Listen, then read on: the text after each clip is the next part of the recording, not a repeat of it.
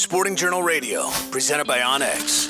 I've been hearing a lot of crowing and a lot of roosters in the morning, so that could mean a couple of things. Of course, it could mean for some tougher hunting too, because some of those might be adult birds that have made it through and have played the game once or twice already. Yep, little bit more savvy roosters out on the landscape. Yeah, it's going to be an interesting year overall. You know, I think the other aspect people are talking about is with the drought. We had more haying and grazing of CRP acres, especially on private lands, maybe some walk-in lands as well.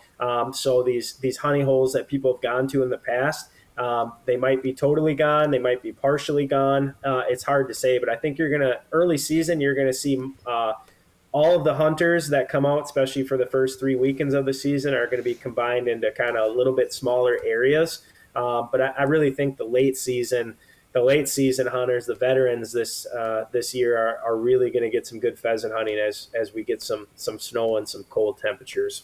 That's when I like to go, when there's some snow on the ground, and get out there and hunt a little bit. And you have a little bit more access to some of the public lands. There's not as many hunters out there.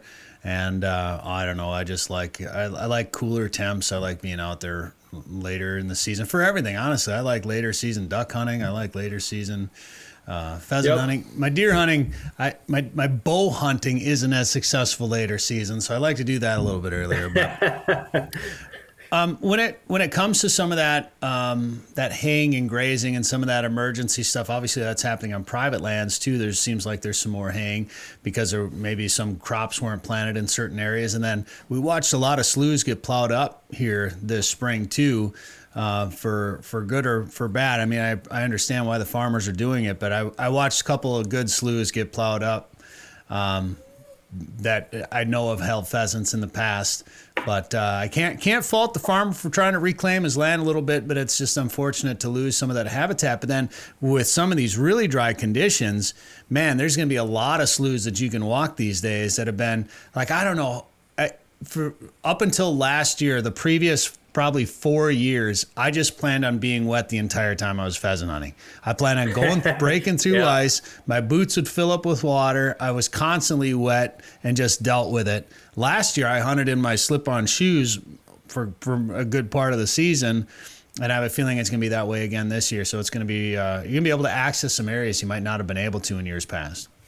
I think there's a huge difference. I think a lot of people remember the fall of 2019 when we got a whole bunch of rain followed by a huge dump of wet snow. I believe that was in October. And we had more dumps of wet snow after that. And the sloughs never really froze over. So a lot of people, myself included, when you're 5'8" on a good day, trying to go out and walk cattails with the worry of falling through. You don't know how deep some of those are. You're out there by yourself. So I always caution people, if you're hunting late season by yourself, make sure you know where you're going. You got to make sure some of those areas are frozen solid, because you just don't know how deep they are if you're just hunting them for the first time. But you're absolutely correct. The drought, most of the areas around my house with the drought, there's cattail sloughs that have been wet for the last 7 years since I moved in here, and they're completely dry right now. So there's going to be just some pretty big opportunities to reach places in some of those, what I think some people refer to as hell holes. And that's where the birds are going to be, but you're going to be able to reach them this year, I think, in a easier fashion due to the drier conditions.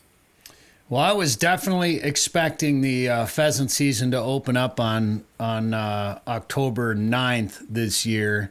But it's October 16th, and I haven't been able to, I'm sure it's some sort of state statute where the opener has to be on Saturday closest to whatever, but I can't figure out why we're opening up on the 16th this year. But in any case, I have a feeling it's going to be like last year, Jared, where a lot of those crops are out prior to the opener. There's crops coming out all over the place this year too. So I think there's going to be more birds in the grass for hunters on opener.